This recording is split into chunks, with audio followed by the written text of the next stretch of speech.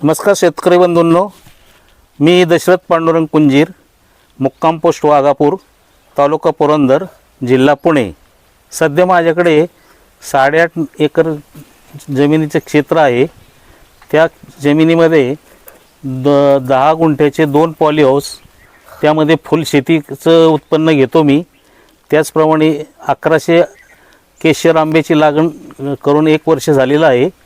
तसेच 2 एकरमध्ये भगवा जातीच्या डाळिंबाची लागण केलेली आहे आणि या आंब्यामध्ये आंतरपीक म्हणून मी गुलछडीचं पीक घेतोय। 80 ते 90% शेतकरी हे रासायनिक खतांचा उपयोग महाउपयोग करून जमिनीच्या जीवाणूंची संख्या पूर्ण केल्यामुळे जमिनी खराब झाल्यामुळे उत्पन्न पाहिजे त्या पद्धतीने मिळत नाही। मी याला अजूनही बरं का, म्हणजे यू नॉट बिलीव्ह, मी याला कुठलंही रासायनिक खत वापरत नाही, कुठं रासायनिक फवारणी अजिबात नाही आहे। म्हणजे हे वैशिष्ट्य आहे माझ्या ह्या क्रॉपचं, पूर्ण 100% सेंद्रिय, 10% सुद्धा रासायनिक नाही आहे। अभिनंदन सर तुमचं। नाही, खरंच सांगतो तुम्हाला मी, तुम्ही पूर्ण त्याच्यामुळे मी रात्री शांत झोपतो। कारण ह्याला कसं आहे, मी शेतकरी आहेत का सर? 100% मी मातीवर काम करतो, ह्याच्यावर काम नाही करत। ह्याला फवारणीवर खर्च नाही करत, जो फवारणीचा करतो तो सेंद्रिय खतावर करतो। त्यामुळे माझे प्लॅन्ट्स हेल्दी, कुठल्याही किडीला किंवा रोगाला बळी पडत नाहीत, हे त्याचं वैशिष्ट्य आहे। निसर्गपूरक, हां, निसर्गपूरक, सगळं ऑर्गॅनिक, रासायनिक खत न वापरता जैविक खताचा वापर करून मी शेतीचं उत्पन्न आता बऱ्यापैकी माझं चालू झालेलं आहे। त्याकरता मी जीवामृतचा जास्तीत जास्त वापर करतो आणि जीवामृतचा जे फिल्टर टँक आहे, दीपज्योती जीवामृत निकले सर यांच्याकडून मी ते परचेस केलेलं आहे आणि त्याचा मी आता पुरेपूर वापर करत आहे। त्यामुळे माझ्या जमिनीत आणि ह्याच्यामध्ये भरपूर प्रमाणात सुधारणा झालेली आहे। त्यामुळं मला आता थोडंसं मानसिक स्वास्थ्य निर्माण झालेलं आहे, म्हणून मी आता त्या जीवामृतच्या वापराचा जास्तीत जास्त उपभोग घेत आहे। गेले 7 वर्षापूर्वी घेतलेला आहे, त्याचा मी पुरेपूर वापर करून उपभोग घेत आहे। त्याचं जे स्ट्रक्चरल डिझाईन आणि फिल्ट्रेशनची सिस्टीम अतिशय उत्तम आहे।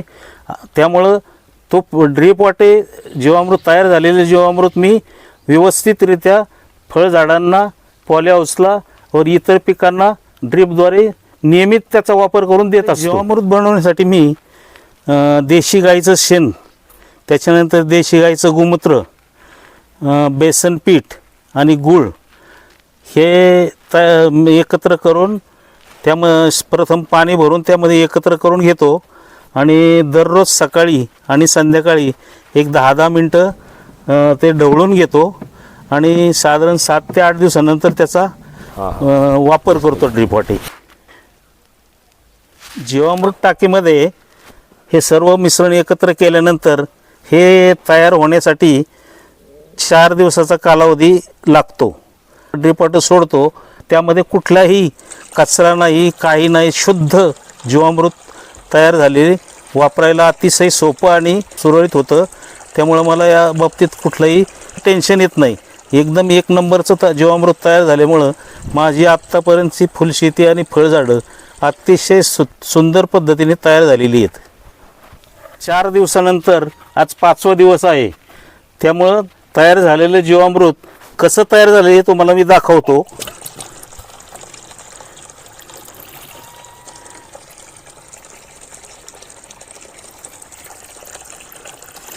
यामध्ये तयार झालेल्या जीवामृतामध्ये अगदी प्युअर जीवामृत तयार झाल्यामुळे त्यात कुठलाही कचरा, काडी काही नसल्यामुळे ते फिल्टर करून ड्रीप वाटे सुलभ पद्धतीने झाडांना मुळीला जागावर मिळतं। त्यामुळे झाडांची हेल्थी तयार होते आणि झाडे सुदृढ तयार होतात। यामध्ये तयार झालेले जीवामृत पूर्णपणे 5व्या दिवसानंतर ड्रीप वाटे सोडल्यानंतर पूर्णपणे फिल्टर रिकामा होतो आणि त्यात राहिलेलं मटेरियल जे आहे चौथा, तो फ्लश वालोटे पूर्णपणे पाणी सोडल्यानंतर क्लिअर मोकळा होतो आणि स्वच्छ होतो। घेऊन मला 7 वर्ष पूर्ण झालेली आहेत आणि ह्याचं लाईफ अजून 10 वर्ष तर 100% टिकेल याचा मला विश्वास आहे। आणि त्याची क्वालिटी पण चांगली असल्यामुळं, त्याचं मटेरियल चांगले असल्यामुळं तो अतिशय व्यवस्थित आत्तापर्यंत तो चाललेला आहे. कुठलाही मला त्रास झालेला नाही त्याच्यापासून. जीवामृत बनवण्याकरता ज्या निदिष्ट लागतात त्याकरता मी देशी गाईचं शेणखत आणि गोमूत्र याचा वापर करून मी जीवामृत तयार करतो. तयार झालेलं जे जीवामृत आहे ते मी ह्या आंब्याच्या बागेमध्ये आठवड्यातून एक वेळ सोडतो. त्यामुळे ह्या झाडांची, आंब्याच्या झाडांची हेल्थ किती व्यवस्थित आणि डेव्हलप झालेली आहे, फुटवे किती वाढलेले आहेत हे तुम्ही समक्ष पाहू शकता. आणि झाडाला कुठल्याही प्रकारचा उपद्रव, रोग, कीड ही कुठल्याही प्रकारे होत नाही. त्याच्यामुळे या आंब्याच्या बागेमध्ये मी 2 ओळीच्या मध्यभागी बेड तयार करून बेडवर मी डबल गुलछडी लागण करून त्याचं आता मी चांगल्या पद्धतीने उत्पन्न घेत आहे. त्यामुळं आंब्याचा जो खर्च होतो तो माझा गुलछडीतून पूर्ण कवर होतो. त्यामुळे इतर खर्च करायची मला काही गरज भासत नाही. जमीन जी आहे हे अतिशय मुरमाड, म्हणजे त्याच्यात माती हा प्रकारच नव्हता. तरीसुद्धा अनेकांनी मला सल्ला दिला की याच्यामध्ये तुम्हाला कुठलंही फळझाड किंवा फुलझाड येणार नाही. परंतु मी सेंद्रिय पद्धतीने शेती करत असल्याने व जीवामृतचा पुरेपूर वापर करत असल्याने माझी जमीन एकदम सुपीक झाली.